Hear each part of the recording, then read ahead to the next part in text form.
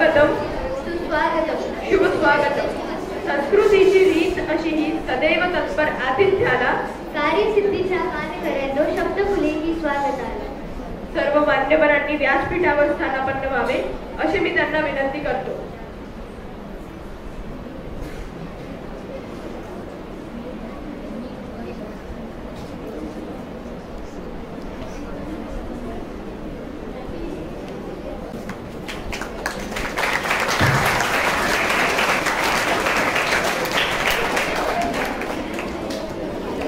धन्यवाद सर. धन्यवाद मॅडम.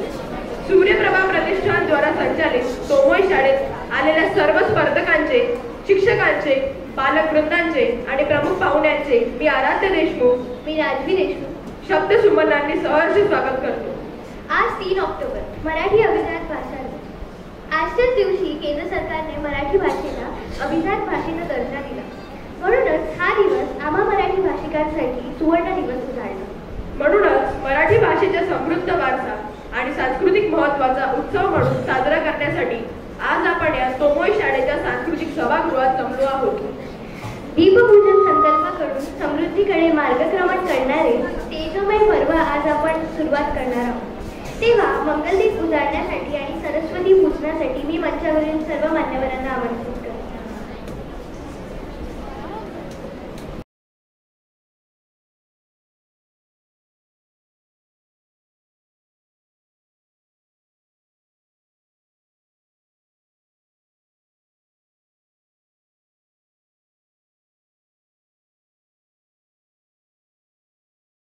उगवत्या सूर्याने चारही दिशा प्रकाशतात. बहरत्या निसर्गाने सृष्टीकण फुलतात. तुम्हा सर्वांच्या उपस्थितीमुळे स्वागताचे हे क्षण उजळतात. आजच्या कार्यक्रमाचे प्रमुख पाहुणे माननीय प्रसाद खरे सरांचे स्वागत करण्यासाठी मी आमंत्रित करतो सान्वी मेहता हिला.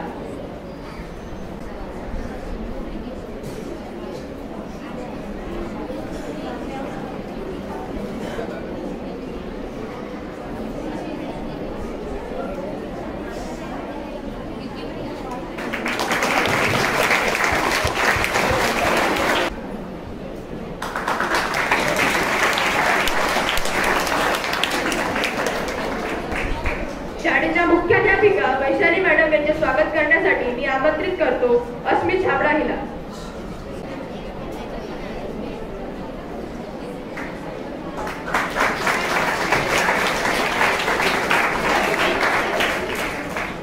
तसेच शाळेच्या मुख्याध्यापिका मेघना मॅडमचे स्वागत करण्यासाठी मी आमंत्रित करतो तेजश्री जामटे हिला.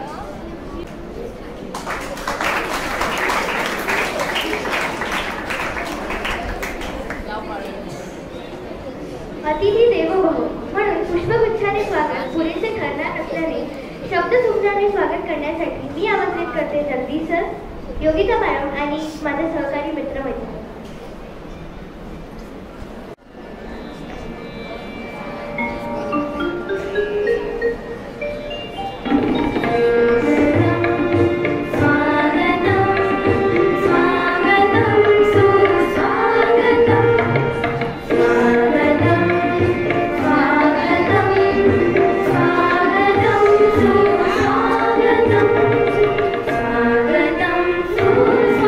स्वागतम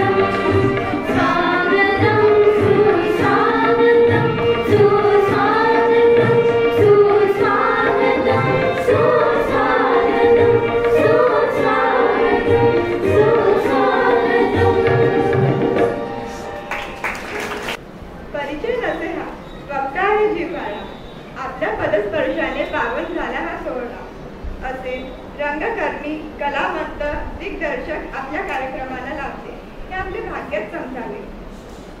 त्यांचे पूर्ण नाव प्रसाद सुधांशू खरे आहे. ते गेल्या 27 वर्षांपासून रंगभूमीवर काम करत आहेत. त्यांनी योगेश सोमन लिखित संघर्ष या नाटकाचे दिग्दर्शन केले आहे. त्यांनी हिंदी आणि मराठी या दोन्ही भाषेत लेखन करून अभिनय देखील केला आहे. गेल्या 15 वर्षांपासून संस्कार भारती अमरावतीमधील पाडवा पहाड या कार्यक्रमासाठी हास्यप्रहसनाचे लेखन ते करतात. त्यांनी माझी माय, काबरीचा पाऊस, मला आई वायझर, बारोमास या चित्रपटामध्ये देखील भूमिका केल्या आहेत. सर्वांच्या परिचयाची झी मराठी वाहिनीवरील हास्य सम्राट या मालिकेत त्यांनी 2006 मध्ये सहभाग घेऊन संपूर्ण महाराष्ट्राला हसवायचे काम केले आहे. हल्ली ते संत तुकडोजी महाराज या मालिकेकरिता प्रोडक्शन मॅनेजर म्हणून जबाबदारी सांभाळत आहेत. त्यांनी संगीत शुभमंगल, स्वधर्म या 2 अंकी नाटकासाठी राज्य शासनाने पारितोषिक देऊन सन्मानित केले आहे. असे बहुआयामी व्यक्तिमत्व आपल्याला प्रमुख पाहुणे आणि परीक्षक म्हणून लाभले. मी शौर्या जाधव आपले सहर्ष स्वागत करते. धन्यवाद. यानंतर आपल्या कार्यक्रमाला लाभलेल्या दुसऱ्या परीक्षक आशा देशमुख मॅडम यांचे परिचय मी स्वतः करून देतो. आर्किटेक्चर आशा ललित देशमुख या शाळेच्या अध्यक्ष असून व्यवसायाने आर्किटेक्ट आहेत. त्या नाट्य क्षेत्रात पण उत्कृष्ट काम करतात. अशा या परीक्षकांचं मी सहर्ष स्वागत करतो.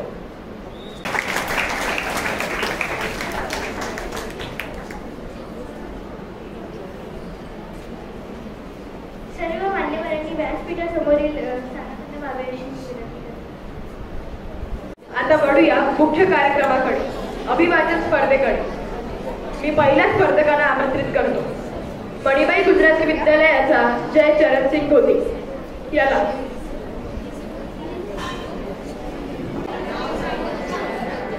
नमस्कार विद्यार्थी मित्रांनो, माझे नाव जय चरणसिंग गोती. मी 9E मध्ये मणिबाई गुजराती हायस्कूल मध्ये शिकत आहो. सारे जहां से अच्छा हिंदुस्तान हमारा असे उद्गार स्क्वाड्रन लीडर राकेश शर्माने उपग्रहातून भ्रमण केल्यावर काढले. आपणही बरोबर म्हणायचं आणि ते म्हणताना रशियाला विसरायचं. कारण एकूण सगळा उद्गार हा होता की भारतानेच रशियाला ॲस्ट्रोनॉटचं स्पेलिंग शिकवलं. स्वतःच्या देशाचा अभिमान धरावा पण कधी जेव्हा पोस्टातली पत्र वेळेवर पोहोचतील, मुलांच्या शाळा प्रवेशासाठी आई वडिलांना उद्वर लागणार नाही, झोपडपट्टीतील सैतानांना कुटुंब नियोजन समजेल, रास्ता रोको आंदोलनात संबंध नसलेल्यांची अडवणूक होत आहे हे नेत्यांना समजेल, सामान्य माणसाला पाण्याच्या प्रत्येक थेंबाचं महत्व समजेल, बांधकामात अफरातफर म्हणजे अनेकांचे मृत्यू दायित्व आपल्यावर ह्याची जाणीव जेव्हा क्रूर सैतानांना होईल आणि आपण देशाच्या रक्षण कोणती संस्कृती जपण्यासाठी करत आहोत हे सैनिकांना समजेल, त्या दिवशी सारे जहां से म्हणताना रक्तवाहिन्यांना रक्त आवरणाचे होईल. स्वातंत्र्य दिनानिमित्त होणारी रोषणाई पाहावी आणि घरी लागलेल्या देवघरात इवलंसं निरांजन पाहावं. काय मोठं आणि काय छोटं, सभागृहाने पाडलेला टाळ्यांचा पाऊस आणि विंग मध्ये गेल्यावर सहकार्याने नुसता खांद्यावर ठेवलेला हात, यातलं श्रेष्ठ काय आणि जास्त भूक कशाची, दोन्ही सारखंच. सभागृहाजवळ संजीवनी मंत्र असतो, सहकार्याचा स्पर्श म्हणजे परीस. स्थळ बदलत की महात्म्य बदलतं. एक म्हणजे आकाशातील पुष्पवृष्टी आणि दुसरं म्हणजे मंगल कार्यातलं गुलाब पाणी. कुणी डायरेक्ट शिवी दिली तर आपल्याला आजही ती सहन होणार नाही. प्रत्यक्ष शिवांपर्यंत जाण्याची गोष्ट तर सोडूनच द्या, पण एखाद्या प्रसंगी एखादी व्यक्ती इतरांना विचित्र वाटत असेल असं का वागते यामागची आपण कारण परंपरा समजून घेत नाही. अनेक माणसं परस्पर एकमेकात आपल्याबद्दल काहीही बोलतात, खंडे चुकवतात, कधी ना कधी ते आपल्यापर्यंत पोहोचतील अशी व्यवस्थाही करतात. इकडेच तिकडे करण्यात धन्यता वाढणारी असंख्य रिकाम टेकडी माणसं हाताशी असतातच, तोच त्यांच्या जीवनातील आनंद असतो. आणि हीच वेळ आपण शांत राहण्याची असते. ज्याच्या जवळ जे देण्यासारखं असतं तेच तो दुसऱ्याला देतो. ते न स्वीकारणं म्हणजे जीवन जगण्याची एक कला. कथाकथनाच्या कार्यक्रम संपल्यावरचे क्षण कसे असतात? हे आयुष्यातले शून्य क्षण, मुक्त क्षण नव्हे. शून्यातून सगळं निर्माण झालं म्हणतात, पण हे निर्मितीक्षम शून्य नव्हे. हे तुम्हाला उजाड, एकाकी, पोरग करणारं शून्य, तुमच्यावर जीवाभावाने उत्कटतेने तुटून पडणारं कुणीतरी सानिध्यात असणं ही त्या शून्याची गरज. त्याने बोलू नये, काही सांगू नये, काही विचार करू नये, स्तुती करू नये, कार्यक्रमाचं कौतुक करू नको. त्याने फक्त असावं. त्या शून्य मनस्थितीला पुन्हा कार्यक्रम सुरू झालेला असतो. उडीवांचा मागोवा घेत उलट्या प्रवासांचा आरंभ असतो. कधी कधी काहीच नसतं, आपण फक्त असतो. कधी कधी हे क्षण चिरंतन स्वरूपाचे, पण स्वतःचीच साधन नसल्यामुळे उत्तर हरवलेले प्रश्न समोर उभे करतात. हे सगळं काय झालं? का आहे? कधी सुरू झालं? कधी संपणार? मार्ग काय उरणार? किती काळ उरणार? वरवरची उत्तरं तयार असतात. हे सगळं काय आहे याचं आकलन तुला होणारच नाही. तू गप्प राहा. का आहे सांगता येणार नाही, कारण तू याचा निर्माता नाहीस. हे कधी सुरू झालं? किंवा जन्मापासून हे सुरू झालं. मालिकेच्या पिवळ्या कागदावर तुझ्या जी जन्मतारीख आहे तो जन्म नव्हे, जी केवळ तू कायद्याने सज्ञान कधी झालास ह्याच्या तपासणीसाठी किंवा उलट तपासणीसाठी आवश्यक असलेली नोंद. त्यातल्या सज्ञान हा शब्द संपूर्ण अज्ञान दर्शवणारा. कॅलेंडरवरचे छापील चौकोन मागे पडल्याने माणूस सज्ञान होतो काय? ज्या दिवशी तुझ्या जाणीवांचा प्रारंभ झाला तो तुझा जन्म. तो दिवस टिपता येईल? अजिबात नाही. नेमक्या कोणत्या दिवशी गर्भ राहिला हेही सांगता येत नाही. तरीही समज, जाणीवा जागा झाल्या त्या दिवसापासून हे चक्र फिरू लागलं. कधी संपणार? तुझ्या शेवटच्या श्वासाबरोबर मागं काय होणार? काही नाही.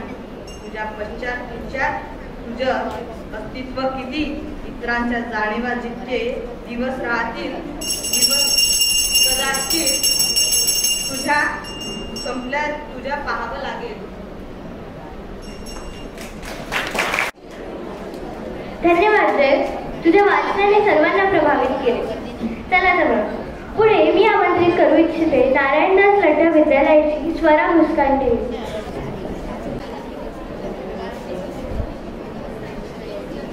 नमस्कार मित्रांनो, मी कुमारी स्वरा राजू मुस्कडे, नारायणदास लड्डा हायस्कूल अमरावती आपल्यासमोर सादर करते पु ल देशपांडे लिखित गुणगायी आवडी या पुस्तकातील एक लेख, एक शून्य मी. मानवी इतिहासात हे सदैव असेच चालत आले आहे का? आत्मवंचना करत जगत राहण्याखेरीज काही इलाज नाही का? बालवयात, तरुण वयात, मनाच्या तुलनेने अधिक परिपक्व अवस्थेत ज्याला आपण संस्कृती समजत आलो, तशी कधी संस्कृती होती का? गायन, वादन, नर्तन वगैरे कला देवळाच्या परिसरात वाढल्या म्हणतात. कला आपोआप थोड्याच वाढतात. त्या वाढवणारी हाडामासांची माणसेच असतात. त्या गायिका, नर्तिका यांना गाण्याचे किंवा नाचण्याचे स्वातंत्र्य होते का? एखाद्या गणिकेच्या कन्येला गावातल्या देवदर्शनाला येणाऱ्या स्त्रीसारखे आपल्या नवऱ्या शेजारी बसून त्या देवाची पूजा करण्याचे भाग्य लाभावे असे वाटते, तर तिचे कुणी सालंकृत कन्यादान केल्याचा कुठे इतिहास आहे का? की कुत्र्याच्या जन्मकाळापासून त्याला हडकावरच वाढल्यामुळे पुरणपोळी ही आपल्या खाण्याची वस्तूच नव्हे असे त्याला वाटावे, तसे त्या नर्तकींना लग्न ही आपल्या कामाचीच गोष्ट नव्हे असे आपण वाटायला लावले.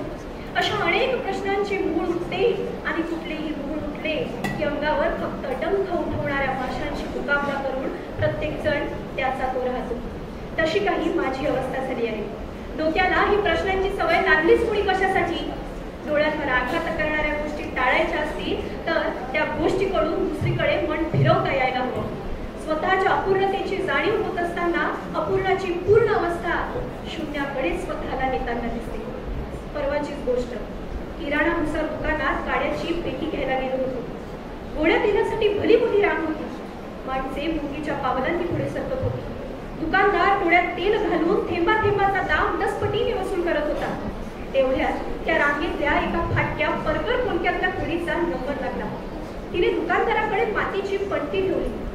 दुकानदार तेलाचे भांड कुठे आहे म्हणून खेकसला. ती म्हणाली, एवढं पणती भरत्या.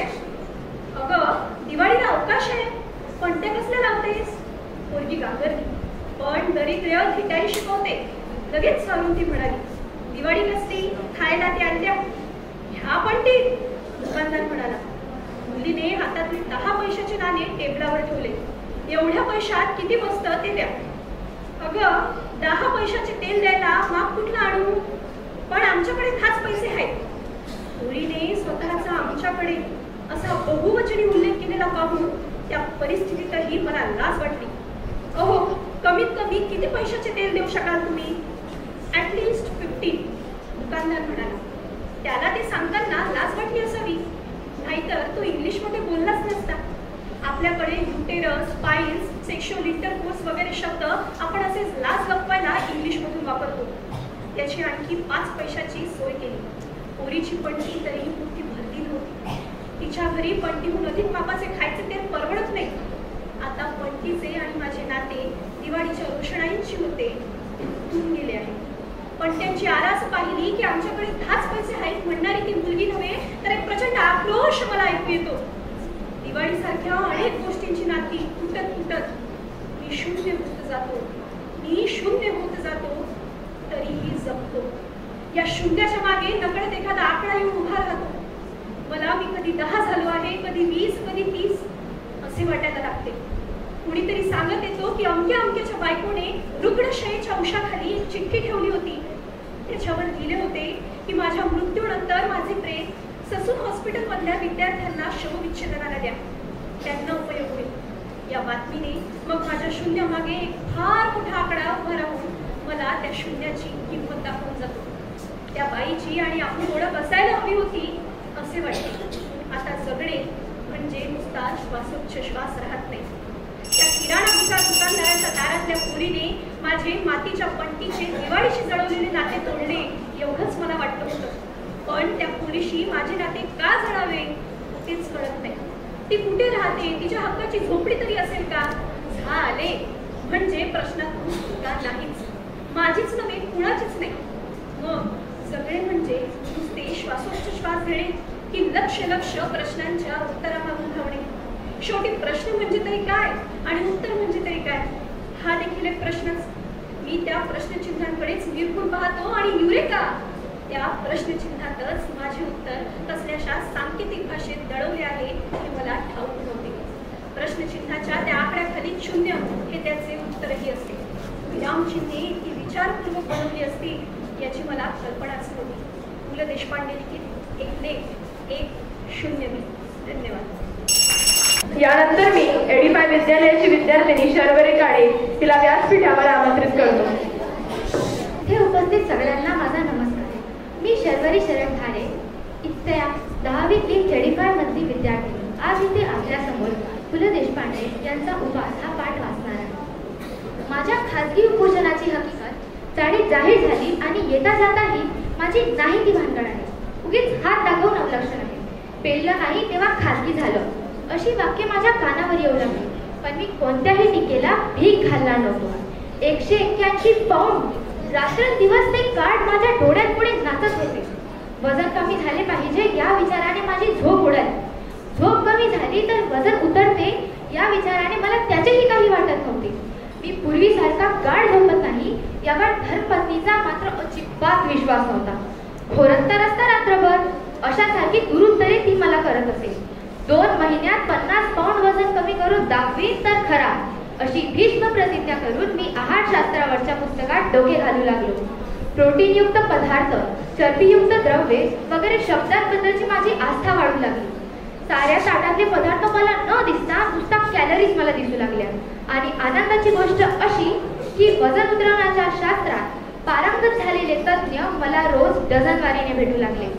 इतकेच काय, परंतु ज्या आमच्या चाळीतल्या लोकांनी माझ्या उपासाची अवहेलना केली होती त्यांनीच मला डायटचा सल्ला दिला. उदाहरणार्थ सोकाजी त्रिलोकेकर, तुला सांगतो मी फक्त डायट कर, बटाटा सोड, बटाट्याचं नाव काढू नकोस. हो म्हणजे कुठे राहता म्हणून विचारलं तर नुसतं चाळीत राहतो म्हणा. बटाट्याची चढ म्हणू नको, वजन वाढेल. जनोबा रेगे या इस्माला काय म्हणावे हे मला कळत नाही. नेहमी तिरके बोलायचे म्हणजे काय, पण सोकाजींनी त्या परस्पर जमवून टाकले. ए इडियट, सगळ्याच गोष्टी जो काय मानतोस नेहमी. मी सांगतो तुला पंत, तू बटाटा सोड. मी काय काय सोडले असता माझे वजन घटेल याची यादी बटाट्यापासून सुरू झाली. बटाट्याचं ठीक आहे, पण पंत आधी भात सोडा. एक सल्ला, भातानं थोडी लठ्ठ व्हायला होतं. आमच्या कोकणात तर सगळे भात खातात, कुठे आहेत लठ्ठ. तुम्ही डाळ सोडा, काशीनाथ नाडकर्णी म्हणाले. मुख्य म्हणजे साखर सोडा. मी सांगू का, मीठ सोडा, लोणी व तूप सोडा. एका आठवड्यात 10 पाऊंड वजन घटलं नाही तर नाव बदली. आमच्या हेडक्लर्कच्या बाईचं घटलं वजन. तेल आणि तळलेले पदार्थ आधी सोडा, बाबू कावा म्हणाले.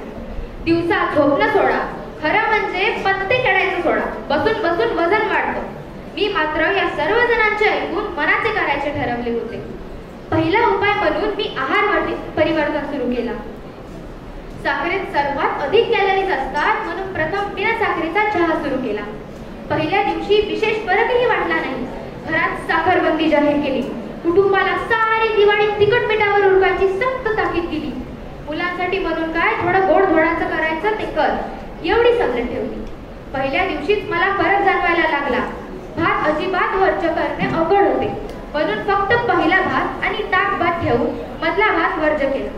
नुसती उकडलेली पालेभाजी खाणे कसे जमणार हा विचार किती पोकळ होता याचा अनुभव ती खाल्ल्यावर आला. आणि नेहमीच्या भाजीत ही निराळी काय करते याचा अजूनही अंदाज आला नाही. पहिला दिवस सुरळीत गेला आणि दुसऱ्याच दिवशी व्रतभंगाचा प्रसंग आला. पहिल्या दिवशी निम्म्याहून अधिक कचेरीला माझ्या वजन घटण्याच्या व्रताची वार्ता गेली होती. परंतु दुसऱ्या दिवशी आमच्या अण्णा नाडगोळ्यांना प्रमोशन मिळवण्याची वार्ता आली आणि त्याने साऱ्या सेक्शनला पार्टी दिली. कॅन्टीनच्या आचार्याने तर माझ्या डाएटवर सूट घ्यायचा असे ठरवून पदार्थ बनवले होते. बरे न खावे तर अण्णा नाडगोळ्यांना वाईट वाटणार. बिचारा 6 वर्षांनी HSC 82च्या जाळ्यातून बाहेर पडला होता. आचार्याने मिठाईत साखर न घालता साखरेत मिठाई घालून आणली होती. घासा घासा गणिक सहस्त्रवधिक कॅलरीज पोटात चालल्या होत्या, त्यामुळे खाल्लेले गोड लागत नव्हते. बटाटे वडे होते म्हणजे आणखीन कॅलरीज. चिवडा अस्सल वनस्पतीतला, त्यामुळे आणखी कॅलरीज. आणि एवढे सगळे हातळून शेवटी भज्यांशिवाय पार्टी कसली. या भिकोबा मुसळ्याच्या टोमण्यामुळे चेकाडून नाडगवळ्याने स्पेशल भज्यांची परत ऑर्डर दिली. शेवटी मला राहावी ना. भज्यांची 6वी ट्रेन उडवल्यावर मी अत्यंत केविलवाण्या स्वरात सध्या मी डाएटवर असल्याचे सांगितल्यावर सगळ्यांनी मला वेळात काढले. अरे पंत, खाण्याचा आणि वजनाचा काय संबंध, भिकोबा मुसळे म्हणाला. मी बघ 21 गुलाबजाम खाल्ले, एवढंच काय, आपण तर आयुष्यात एक्सरसाइजही नाही केली. तुझी कुंभरास नि कुंभ लग्न आहे. नुसतं वायुभक्षण करून राहिलास तरी असाच जाणे होत राहणार. लठ्ठपणा काय आपल्या हातात आहे का. नॉनसेन्स, जगदाळे ओरडला. रनिंग कर रोज. रनिंग पेक्षा देखील दोरीवरच्या उड्या मारा. बरं का म्हणतं, माझ्या सिस्टरचं वेट 40 पाऊंड उतरलं दोरीवरच्या उड्यांनी. कुमारी कमलिनी केंकरे म्हणाली.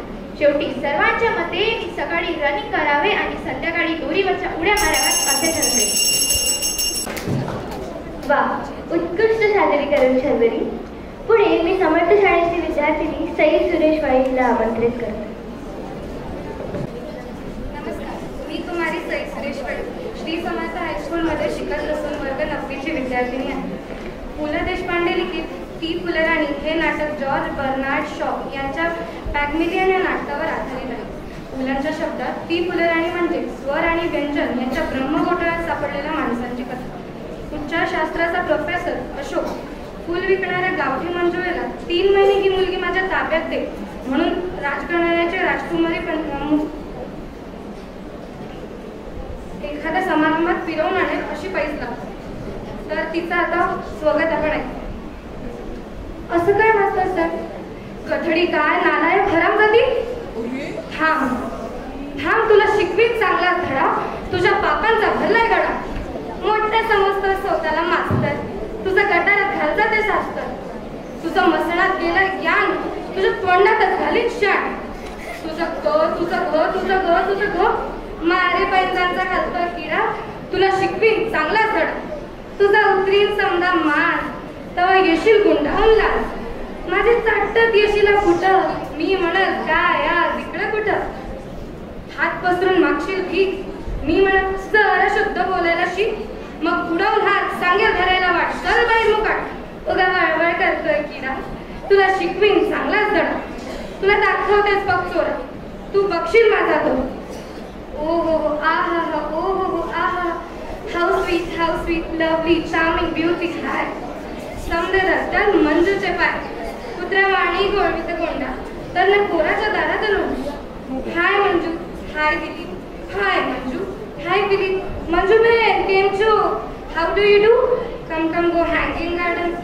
कुणी आणतील सिल्कची साडी, कुणी देतील मोत्याची कुडी, कुणी घालतील फुलांचा सडा, तुला शिकवीन चांगलाच धडा. मग कुठूनचा येईल राजकुमार, सफेद घोड्यावर होऊन स्वार. नजरेला जेव्हा नजर मिळत झटक्यातच माझ्या पायात पडत. म्हणे राणी तुझ्यावर झालं फिदा, क्या खूबसूरती कैसी है. माग काय हवं ते माग, नको धरूस राग. तू इतर मात्र गावठीच बोल, मनाची गाठ हळूच कर. गालावर चढेल लाजेची लाली, नजर जाईल अलगद खाली. म्हणेल त्याला योगाय असं, लोकात होईतच होईल असं. कुंपणा पातर सरड्याचे धाव, टिटवीनं करावी का दर्याची घाव. हिराच्या कंठाला सुतईचा तोंडा, आणि गटारीच्या पानाला काय सोळ्याचा घरा. मग राजाच येत जातात बसून म्हणत, कसं बी कर पण हो माझी सून. दरबारी धरतील मुठीत नाक, म्हणतात अगं बाई राजाचा मान तरी राख. तोरण बांधा नि रांगोळ्या काढा, त्या अशोकाला शिकवीन चांगला धडा. मग मंजू म्हणत, महाराज ऐका, त्या अशोक मास्तराला बेड्या ठोका, आणि शिशाचा रस त्याच्या कानात होता, आणि लख लख सुरीना त्याची गर्दन छाटा. महाराज म्हणतात, भले हुशार, धाडून द्याला घोडस्वार. जेव्हा राजाच्या शिपाई धरत्यात तुला, म्हणजे सोडी मला. तुझं हे, तुझं हो, तुझं न, तुझं श, तुझं वस्त्र लंकावर भोग आता का तुझ्या कर्मांची फळ. तुझा चूर जिभेला कायम चटाळ. तू म्हणशील मंजू देवी आलोय तुला शरण, मी म्हणल शरण आल्यावर देऊ नये. धन्यवाद. यानंतर मी SDF शाळेची विद्यार्थिनी लक्ष्मी निस्ताने तिला व्यासपीठावर आमंत्रित करतो. SDF शाळेतील 10वीची विद्यार्थी. मी आज तुमच्या समोर पु ल देशपांडेंच्या पु ल कोट्याधीश मधील काही कोटी सादर करणार आहे. पु ल आणि सुनीताबाई मर्ढेकरांच्या कवितांचं छानपैकी सादरीकरण करीत असत. मर्ढेकरांची नवकविता त्यामुळे रसिकांना पुन्हा चहू अंगाने भिडत असे. एक दिवस NCPA थिएटरमध्ये हा मर्ढेकरांच्या कवितांचा कार्यक्रम होणार होता. त्यावेळी त्या थिएटरच्या गेस्ट हाऊसमध्ये जेवणाची काही सोय नव्हती, म्हणून जयंतराव साळगावकरांनी दुपारच्या जेवणाची व्यवस्था आपल्या घरून केली. ऐन वेळी कुणी पाहुणा आला तर गैरसोय नको म्हणून जेवण थोडं अधिकच पाठवलं होतं. तो मोठा डबा पाहिल्यावर पु ल लगेच म्हणाले, अहो आम्हाला संध्याकाळी लोकांना मर्ढेकर ऐकवायचे आहेत, ठेकर नव्हे. एकदा नंदुरबारचे उज्ज्वल कुलकर्णी पुलंना भेटायला आले. त्यावेळी दोन्ही गुडघे सुजल्यानं भिंतीला धरून तोल सावरत हळूहळू येणाऱ्या पुलंना पाहून कुलकर्णीला आपल्या तरुण प्राध्यापक भावाची आठवण झाली, कारण दुर्दैवानं तोही अशाच दुखण्याचा भागीदार होता. पु ल स्थानापन्न होताच कुलकर्णींनी आपल्या भावाच्या दुखण्याची सविस्तर माहिती पुलंना देऊन प्रश्न केला. भाई, माझ्या भावाला हाच त्रास आहे.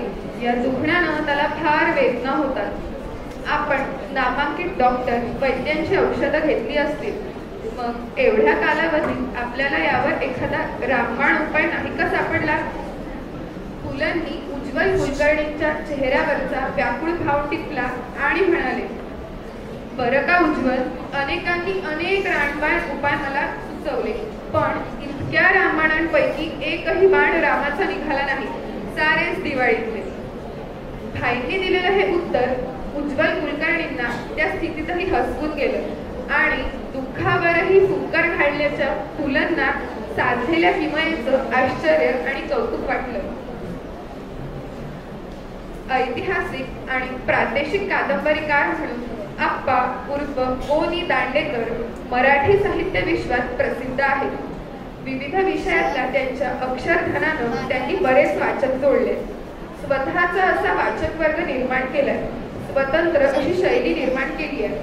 अशा या गोनीदांची शितू ही एक प्रसिद्ध अशी कादंबरी.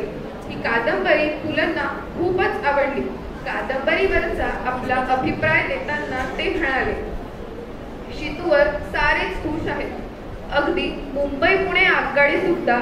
म्हणूनच गोनी दांडेकर राहत असलेलं तडेगाव आलं की ही हल्ली ही आगगाडी सुद्धा शितू अशीच शिट्टी वाजवून शितूला साथ घालते. शंतनुराव किर्लोस्करांचं नाव घेतलं रे घेतलं की त्यांची गळ्यात बो असलेली आणि सुटाबुटातली तजेलदार मूर्ती डोळ्यांसमोर पटकन उभी राहते. एकानं घाबरेपणानं पुलंना एक दिवस विचारलं, भाई शंतनुराव किर्लोस्कर नेहमी बो काहो लावायचे? त्यावर पुलंनी लागलीच त्याला उत्तर दिलं, त्याचं काय आहे, शंतनुरावांच्या लहानपणी त्यांच्या आईनं त्यांना सांगितलं होतं की बाबा रे बोलावल्याशिवाय कुठेही जाऊ नये. तेव्हापासून शंतनुराव बो लावल्याशिवाय कुठेही जात नसत. पुलंनी सांगितलेला एक किस्सा. अलीकडे मोठ्या शहरात खाद्यपदार्थांची हरतऱ्हेची दुकानं सगळीकडे असतात. अशाच एका दुकानापुढे जाऊन एक वयस्कर बाई दुकानदाराला म्हणाली, साबुदाण्याची खिचडी आहे का? नाही. बटाट्याचा किस? नाही. मग उकडलेली रताळी तरी? नाही हो. उपासाचा एकही पदार्थ इथं नाही, तर मग दुकानावर फास्ट फूडचा बोर्ड कशाला लावता हो? हिंदी चित्रपटांचं बजेट हल्ली तर कोटीत असतं. पूर्वीही ते लाखात होतं. मराठी चित्रपट मात्र तेव्हा काही हजारात काढले जात. त्यावेळीची ही गोष्ट. एकदा पुलंच्या सोबत एक हिंदी चित्रपट निर्माता मराठी चित्रपटाचं शूटिंग पाहायला आला. तिथला सगळ्या हिंदीच्या तुलनेतला दरिद्री कारभार पाहून त्यानं पुलंना विचारलं, का हो तुमच्या मराठी चित्रपटाला किती खर्च येतो आणि किती वेळात तो पूर्ण होतो? पुलंनी यावर त्या हिंदी दिग्दर्शकाला उत्तर दिलं, तुमच्या हिंदी चित्रपटात लंच टाइम म्हणून जेवढा वेळ जातो ना तेवढ्या वेळात आमचा मराठी चित्रपट तयार होतो आणि तुमच्या लंचवर जेवढा खर्च होतो. ईशा उमरेल.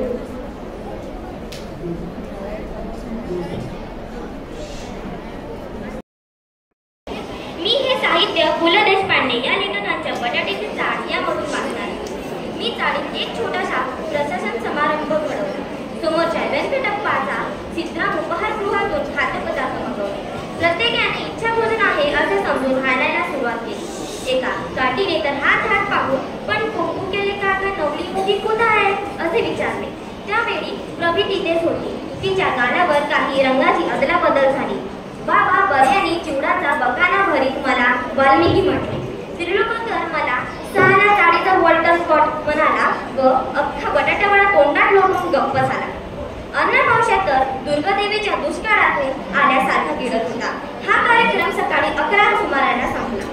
साधारणतः दुपारी 2 वाजेपर्यंत काही गडबडी होती. मी झाल्या परिश्रमाने खुश करून माझ्या पुढल्या कादंबरीची मनाची जुळवणी करीत बसलो होतो. इतक्या दादवर थाप आली. पंपूर बेकर. मी समेट काकांचा आवाज ओळखला. अभिनंदन स्वीकारायला एक हात मोकळा ठेवून दाराची कडी काढली. पुढची 3 मिनिटं काय झाली मला ते कळलेच नाही. माझा चष्मा त्यांच्या पायाशी उडाला होता आणि उजवा गाल आतल्या पोकळ दाढीसकट ठणकत होता. पोंबर व्यासाला तुझा बाप हेटकरी भंडारी.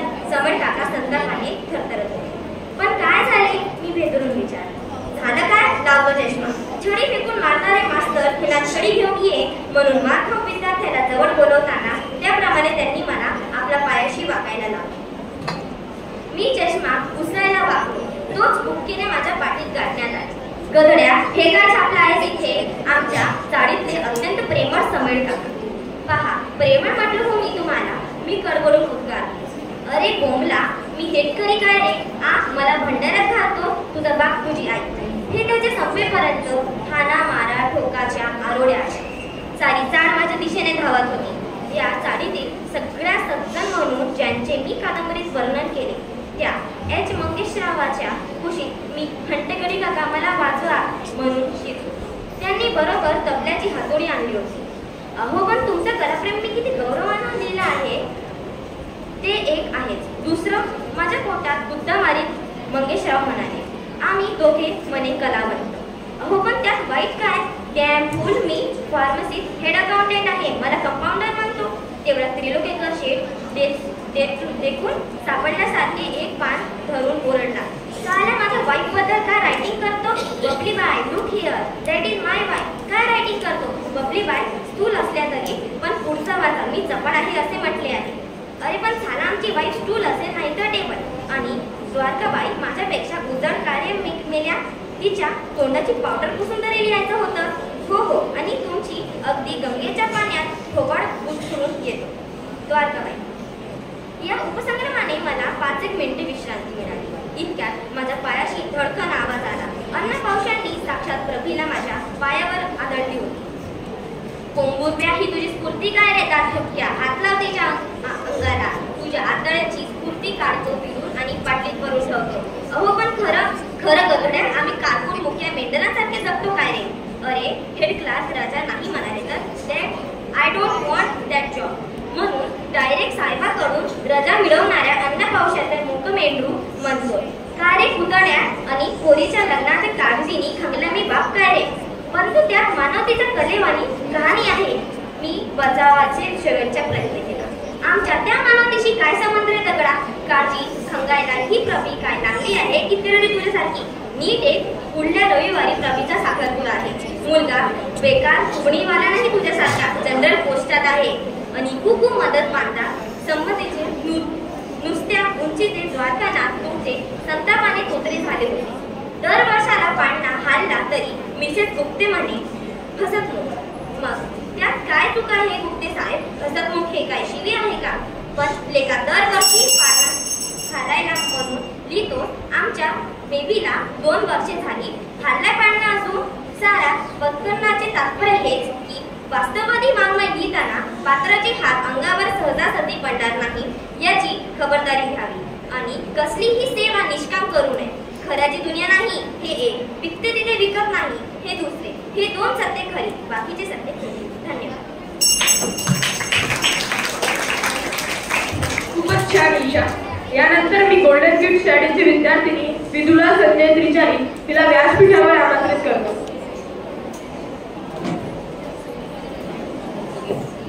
वर्ग 10वा गोल्डन किड्स इंग्रजी हायस्कूलची विद्यार्थी. पु ल देशपांडेंच्या विख्यात पुस्तकातून म्हणजेच नसते उठा ठेप यातून मी एक प्रसंग सादर करणार आहे. यात तुमची भेट 3 पात्रांची होईल. मम्मी, डॅडी आणि बेबी त्यांच्यातला हा संवाद. वर्षामागून वर्षे गेली आणि बेबी 6 वर्षांची झाली आणि शेजाऱ्यांवर दुसऱ्यांच्या मुलांचा वाढदिवस हा भीषण प्रसंग उतरला. डॅडी दिवसेंदिवस उन्हाळ्यात टूथब्रश सारखे झडत होते आणि मम्मी प्रत्येक दिवस वाढदिवस असल्यासारखी वाढत. शरीर 4 दिशांनी उसवत होते. वाढदिवसाला सापडलेले पाहुणे हवालदिल होऊन बेबीच्या नव्या वन डॉटर शोला मान देण्यासाठी सिद्ध झाले होते.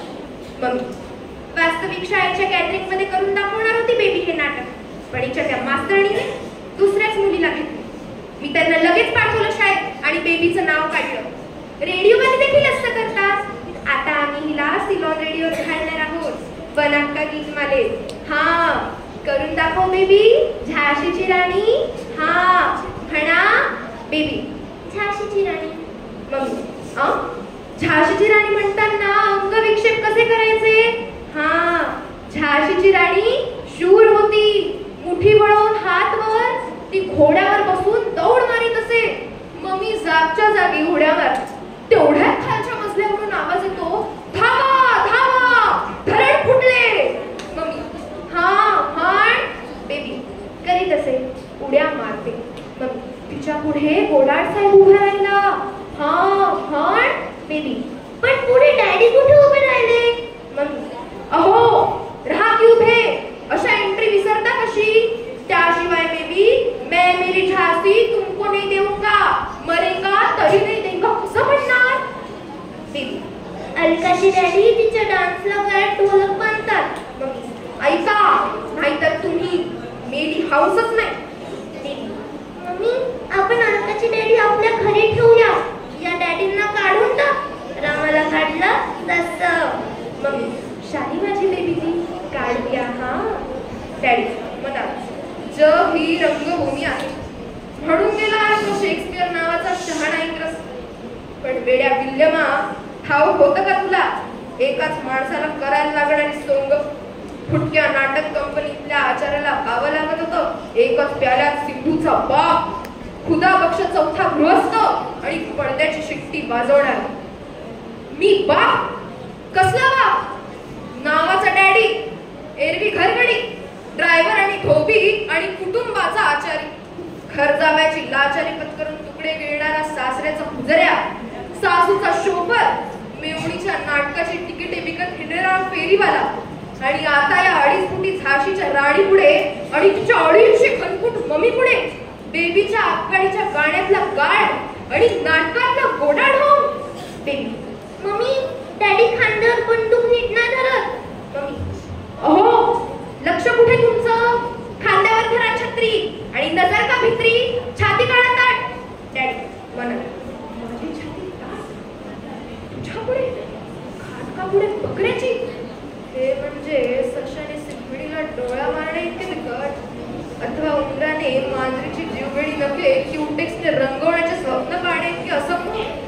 छाती कसली काढू? होती मला ही छाती कोणे एकेकाळी, जेव्हा ठणकावीत होतो हॉटेलातल्या कोऱ्याला इराण्याच्या देखील. माझ्या ब्रह्मचारी खोलीच्या गॅलरीत चाय ठंडा पिऊ लाया, दुसरा कप लवकर लाव बेवकूफ. आणि आज गोडाड साहेबांचे ते नाटकी वाक्य, तुम तुम्हारी झाशी सोडेगा, सुटत नाही होता. एवढ्याशा छातीच्या बालराणी पुढे आता उरलेली छाती फक्त धडधडते. बाकीचे आवाज बंद झाले तरी एवढा आवाज सुरू आहे. म्हणा ना डॅडी, तुम तुम्हारी झाशी. धन्यवाद. तुझे वाचन अगदी कौतुकास्पद होते. चला तर पुढे मी शिवाजी आयडियल मीडियम स्कूलची विद्यार्थिनी मेधावी सतीश जयंतीला आमंत्रित करते.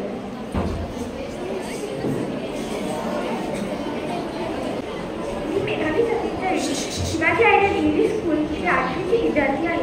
मी आज पु ल देशपांडेचं प्रसिद्ध पुस्तक फसवणूक यातील पु ल देशपांडे आणि डॉक्टर यांचा सर्वात वाचून दाखवणार आहे. माणूस जगण्यासाठी अमुक एकच रस्ता कसा निवडतो याचे मला पहिल्यापासून गुण आहे. लॉन्ड्री करणारा माणूस हा किराणा विकत मालाचे दुकान न काढता गर्दीच का काढतो? दुसऱ्याचे कपडे धुवून किंवा हरवून दाखवण्याची इच्छा जन्मतःच माणसात निर्माण होत असेल का? धंद्याची निवड ही भांडवलावर अवलंबून आहे, तर भरपूर भांडवल असलेले लोकही विशिष्ट धंदाच का करतात? मी या विषयाचा खुलासा करून घेण्यासाठी अनेकांची मुलाखती घेतल्या. उदाहरणार्थ आमच्या आरोग्य डॉक्टरांना गाठले. त्या डॉक्टर अगदी निरोगी नाही, पण मी गेले. त्यावेळी दवाखान्यात फक्त 1-2च माणसे होती.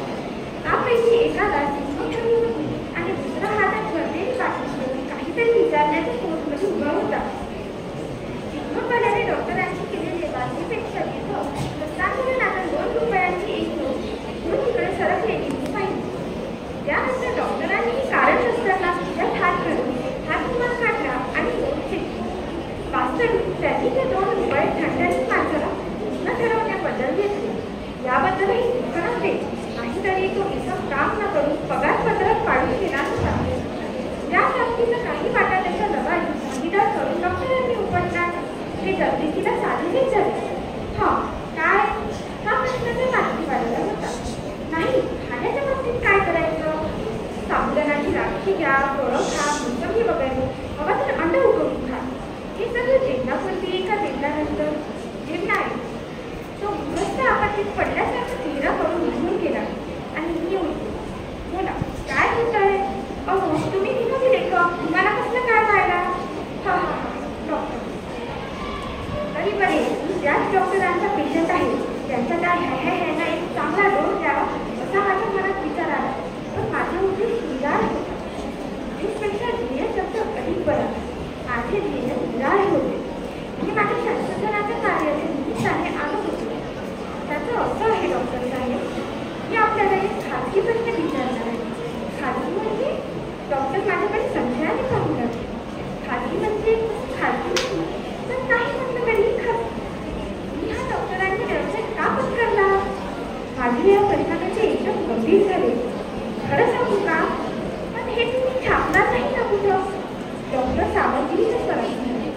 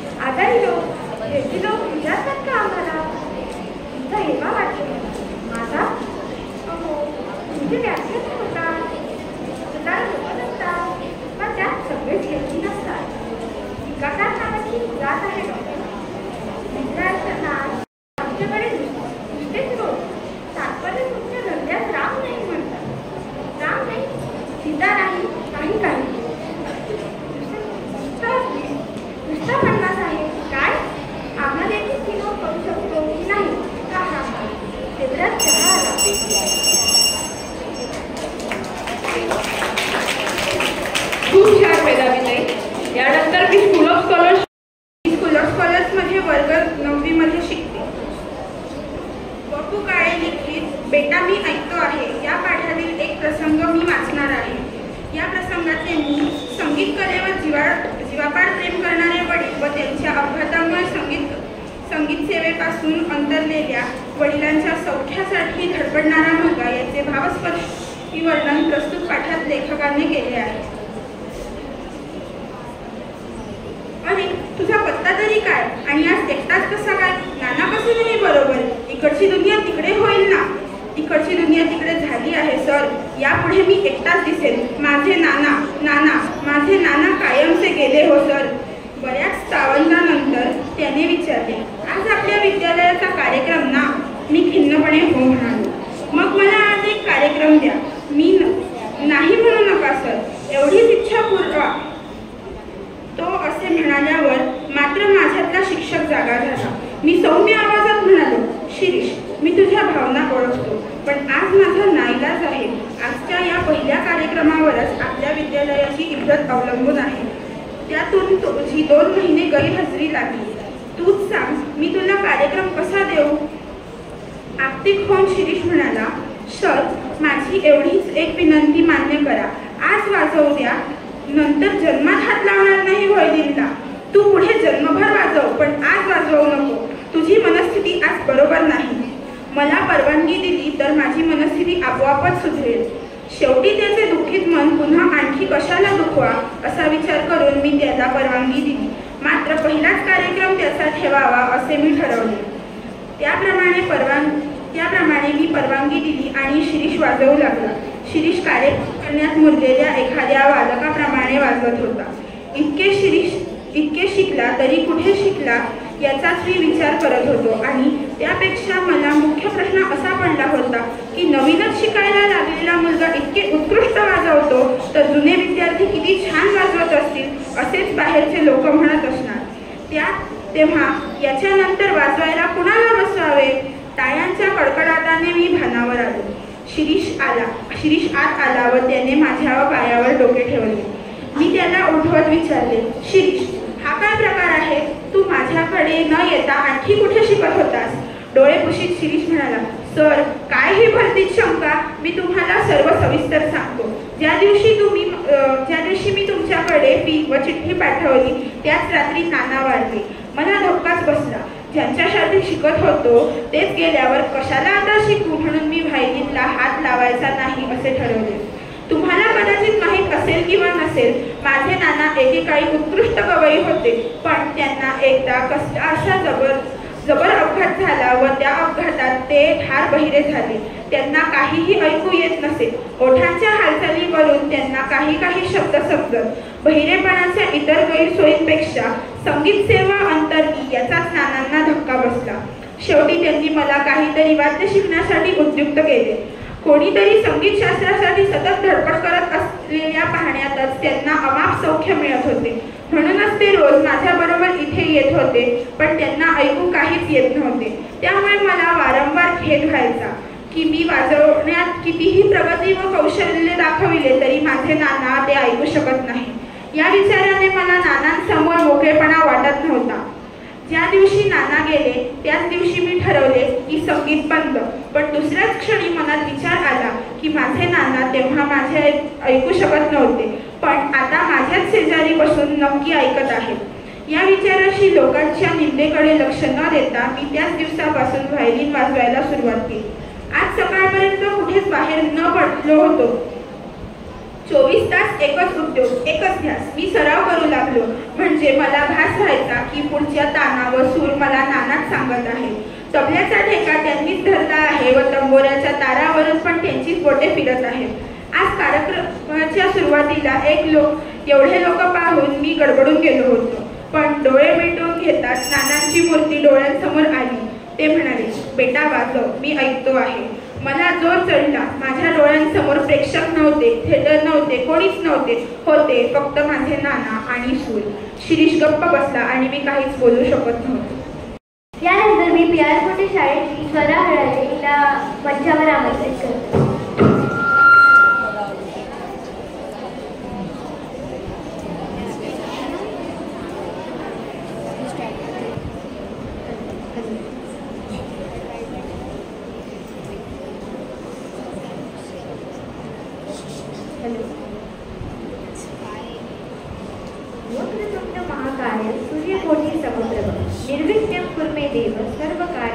करा. माझा सर्वांना नमस्कार. मी Swaradini Sharale PR Pote Patil international school यामधली 10वीची विद्यार्थी. मित्रांनो, आज मी ज्या व्यक्तीची ओळख करून देणार आहे, ज्यांनी नोकरी हा लेख लिहिला आहे, ते म्हणजे मराठी मनाचं अखंड हास्य, मराठी माणसाचं गाण आणि मराठी संस्कृतीचं रंगीबेरंगी विश्व, पु ल देशपांडे. पु ल देशपांडे यांनी नोकरी हा लेख लिहिला आहे. त्यात त्यांनी नोकरी करणाऱ्यांचे अनुभव, नोकरीतील कंटाळवाणे नियम, बॉसचे लहरी स्वभाव आणि कर्मचाऱ्यांची मानसिकता अतिशय विनोदी शैलीत मांडली आहे. नोकरी लागली की सुरुवातीला सगळ्यांना वाटतं की आता संसारातला बहुतेक त्रास संपला. आई वडिलांना वाटतं आता मुलगा कमवायला लागला. नातेवाईक म्हणतात आता बघा लग्न ठरवायला वेळ लागणार नाही. शेजारी तर मानपान वाढल्यासारखे वागतात. पहिल्या पगाराच्या दिवशी नोकरी वाटते स्वर्गासारखी, पण पुढच्या महिन्यात लक्षात येतं पगार हा पगार नसून पगारी धडा आहे. कारण ऑफिस म्हणजे एक वेगळेच विश्व. बॉसच्या खुर्चीत बसलेला देवासारखा वाटणारा माणूस, चपराशी मात्र सर्वांचा खरा शासक.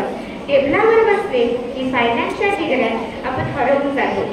फाईल एका विभागातून दुसरीकडे, दुसऱ्यातून तिसरीकडे फिरत राहते, जणू कोणालाच तिचं उत्तर द्यायचं नाही. काम कमी पण कामाची नाटकं जास्त. वरिष्ठ अधिकारी खुश झाले तर तुम्ही हुशार ठरता, नाहीतर आळशी. सुट्टी जायची म्हटलं की 100 सह्या, परतल्यावर पुन्हा स्पष्टीकरण. हळूहळू उमगायला लागतं की नोकरी म्हणजे फक्त पोटावरचा धंदा नाही. मोकळं आयुष्य, स्वाभिमान, सर्जनशीलता हे सगळं तडजोडीला लागतं. खरं तर नोकरी म्हणजे एका प्रकारची गुलामी, पण तरीही मराठी मध्यवर्गीय माणूस नोकरीला चिटकून राहतो. कारण काय करणार, संसार आहे, जबाबदाऱ्या आहेत आणि नोकरीशिवाय दुसऱ्या पर्याय तरी कुठे आहे. ही कथा वाचताना हसू येतं, कारण पु ल देशपांडे यांनी हे सगळं फारच खुशखुशीत भाषेत विनोदी प्रसंगात लिहिलेलं आहे. मी नोकरी या लेखकाबद्दल पु ल देशपांडे यांच्या काही म्हणी सादर करीत आहे. नोकरीचा घास गोड पण गळा कडू. बॉसच्या हुकूमतीशिवाय पाणी हालत नाही. नोकरी करावी आणि नाराजी उडवून घ्यावी.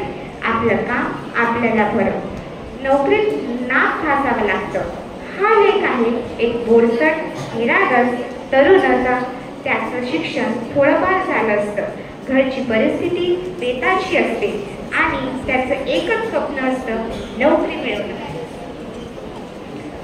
तो अर्ज घेऊन ऑफिस फिरत राहतो, पण त्याच्या निरागसपणामुळे आणि अनानुभवी स्वभावामुळे त्याची सतत फजिती होत असते.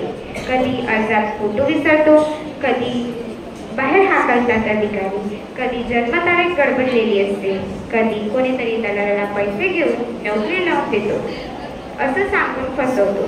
पण या सगळ्यानंतरही तो हार मानत नाही. त्याच्या चेहऱ्यावर कायम एक भोळ हास्य असतं आणि तो म्हणतो आज नाही तर उद्या नोकरी एक दिवस मिळणारच. पु ल देशपांडे यांनी बेरोजगारीचं वास्तव आणि त्यातून होणारी दयनीय व्यवस्था दाखवली आहे.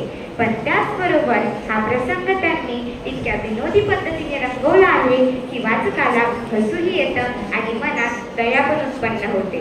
तो बोलसट नायक म्हणजे त्या काळात आणि आजही हजारो तरुणाचा प्रतिनिधित्व ठरतो. धन्यवाद. उत्कृष्ट सादरीकरण करत आहे. यानंतर मी तोमय शाळेचा विद्यार्थी अमय झोपडे याला व्यासपीठावर आमंत्रित करतो. इयत्ता 8वी तोमय शाळेचा विद्यार्थी. आज मी पु ल देशपांडे यांचं प्रसिद्ध पुस्तक व्यक्ती आणि वल्ली यांच्यामधलं सखाराम गटणी हे व्यक्तिचित्र आपल्या पुढे सादर करू इच्छितो. सखाराम गटणींनी माझ्या हाताची पुढे ठेवली. कसले रे, प्रार्थना परीक्षा पार सांगू. छान. प्रार्थना परीक्षेची पातळी झटकन माझ्या लक्षात आली. किती % मार्क मिळाले तसे? अजून गुणांची टक्केवारी काढली नाही. कळल्यावर सांगू. मला निदान 65% तरी मिळाले. सखाराम गटणे प्राप्त मराठीत बोलू. पावसाळ्याच्या दिवसात रस्त्यात भिजलेले एखादे दिनवाले कुत्रे उचलून आपण घरी आणावे, तसाच या गटण्याचा आणि माझा योग आला. ज्यांच्याकडे पाहिले म्हणजे अतीव करुणा याखेरीज दुसरी कोणतीही भावना जागृत होत नाही अशा करुणाभाजनांपैकी तो एक आहे. बाकी माणसं तरी चेहऱ्यावर काय काय भाव घेऊन जन्माला येतात. कुणी नुकतीच बस चुकल्यासारखा, कुणी सदैव आश्चर्यचकित, कुणी उगीच अंतराळात, तर कुणी चेहऱ्यावर उभे आट्याचे उभेच गंध लावले. सखाराम घटनेच्या चेहऱ्यावर हवा गेलेला फुटबॉलचा भाव होता. त्याचे प्रथम दर्शन झाले ते देखील त्याच भावात. वास्तविक हा मुलगा माझा कोणीही नव्हे. माझ्या एका व्याख्यानानंतर याची आणि माझी ओळख झाली. हा त्यावेळी मॅट्रिक्सच्या वर्गात होता. अर्ध्या विसारीत पांढरा सजरा खोचलेला, नाकासमोर गांधी टोपी घातलेला, लहानसे भावशीर्ण डोळे, काळा रंग, वेडेवाकडे दात अशा ताटात हा मुलगा त्या हॉलच्या दारात उभा राहिला होता. मी हातुरे घेऊन बाहेर आलो आणि त्याच्यावर नजर गेली. त्याने अत्यंत आदराने मला नमस्कार केला. स्वाक्षरी, आपली वही पुरी करीत तो म्हणाला. छे छे, मी स्वाक्षरी विक्षरी काही देत नाही. मी उगीच टाकलो. तशी आपली इच्छा. त्याने मला देवासारखा नमस्कार केला. अगदी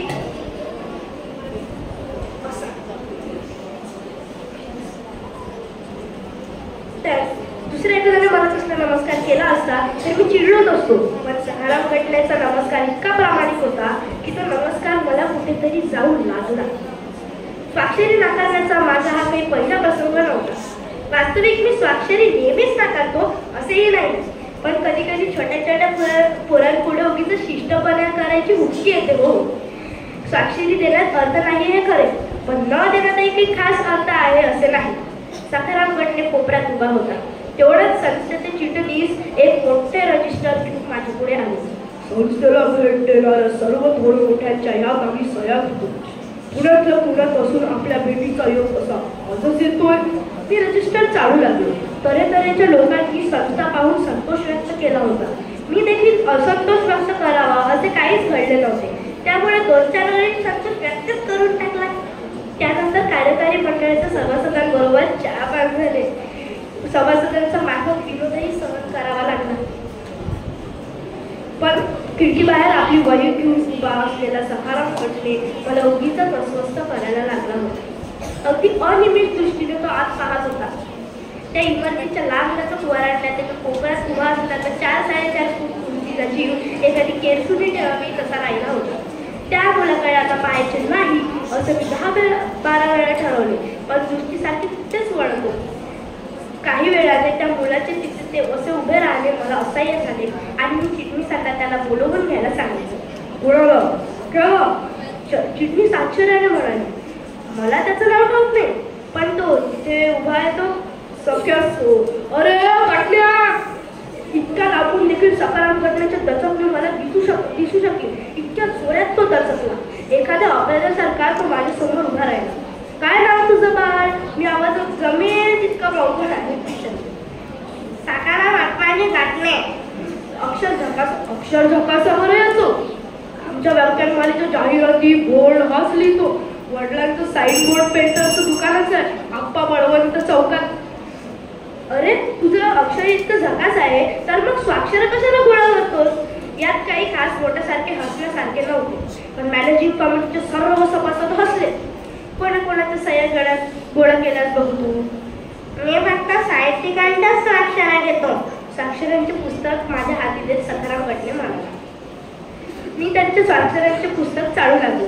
प्रत्येक साहित्यिकाच्या लिखाणातून एक वाक्य निवडून काढून घटनेने त्याखाली त्या साहित्यिकाची सही घेतली होती. मी शेवटले माझे पान उघडले. तिथं वाक्याखाली सहीच नव्हती. हे कोणाचे वाक्य? आपलाच एका नाटकातला आहे. सखाराम घटने अत्यादरपूर्वक म्हणाला. संदर्भ सोडून काढलेले ते माझे वाक्य वाचताना माझीच मला दया आहे. हे वाक्य का निवडलंस तू बाळ? हे मला आपलं जीवनविषयक सूत्र वाटतं. बापरे, मी मनात म्हणालो. त्या 4-4.5 फुटी. धन्यवाद.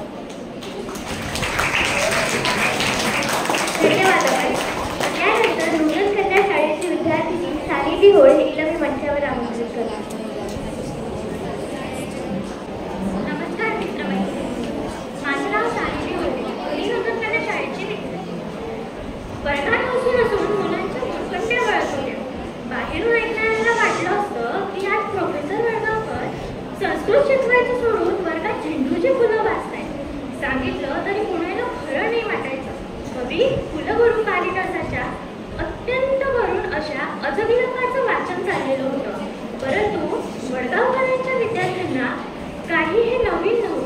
आहा, गृहेण सचिवः. अहो काय हो, कालिदास म्हणजे बायको कशी असावी? My good fellows, don't laugh, don't laugh. अहो किती किती करून प्रसंग ही इंदुमती अशी पडलेली आहे. आज अजह असा विलाप करतो आहे. मरणम प्रकृती, शॉर्ट लाईफ माय गुड फेलो, शॉर्ट लाईफ. हा अजह असा बसला आहे असं म्हणून अजाच्या बसण्याची कल्पना अभिनय करून दाखवून वडगावकरांनी पुढे व्याख्या चालू केली. समाज हे टेबल इंदुमती आहे. अजह असा पाठीवरून हात फिरवतो आहे. डोळ्यातून अश्रू वाहत आहेत. काय प्रेम असेल, तुम्हा मॉडर्न लोकांना नाही कळायचं ते. अशा रीतीनं नेहमीच त्यांचं संस्कृतचं अध्यापन चालायचं. ठेंगणी मूर्ती, लांब पिवळा पारशी फॅशनचा कोट, डोक्यांवर पगडी. त्यांनी पाहिलं की लहानपणी माझी मराठी तिसरीची परीक्षा घेतलेल्या तिपोटीची आठवण व्हायची. कुठला तरी मुद्दा 2-3 मिनिटांच्या वर टिकायचा नाही, पण संस्कृत वाङ्मयाबद्दल तळमळ मात्र भरपूर. हो काय तुमचे हे, काय त्यांचे नाव सुद्धा मला माहिती नाही.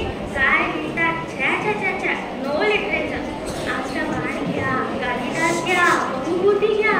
ग्रेट माय गुड फेलोज. त्यांच्या वर्गातील शिकवण एकापेक्षा अधिक भाषांमध्ये घालायचं. तासाला सुरुवात इंग्रजीने व्हायची, मध्येच कुठेतरी गाडी मराठीवर यायची. बऱ्याच वेळानं लक्षात यायचं की क्लासमध्ये मराठीनं जाणणारे गुजराती मुलं आहेत.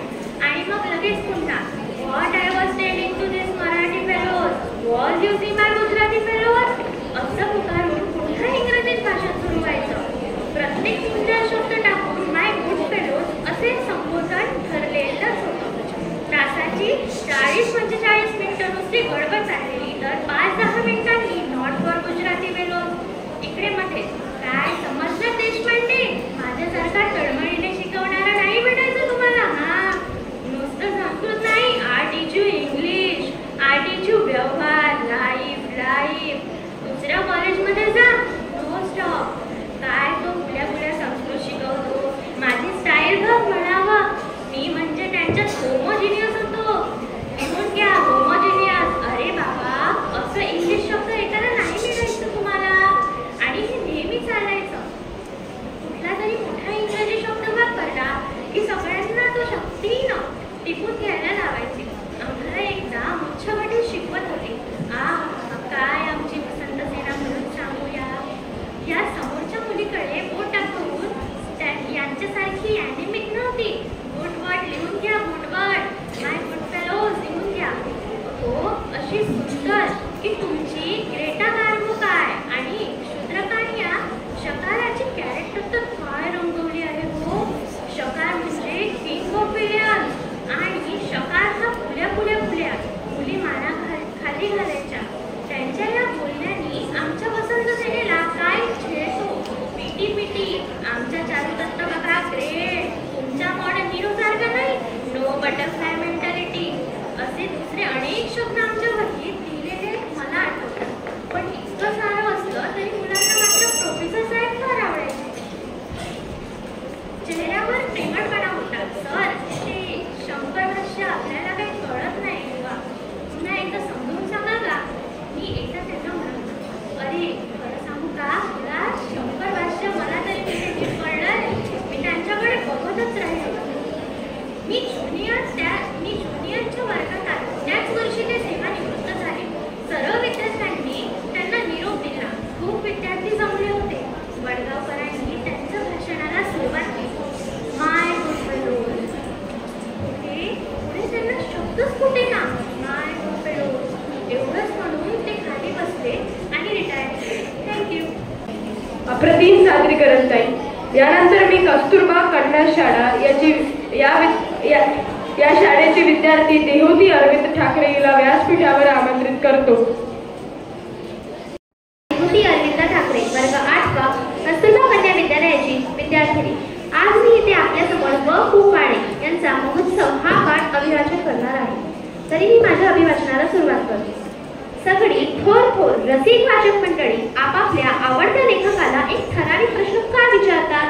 तो प्रश्न म्हणजे तुम्हाला अशी व्यक्ती प्रत्यक्ष भेटली होती का हो?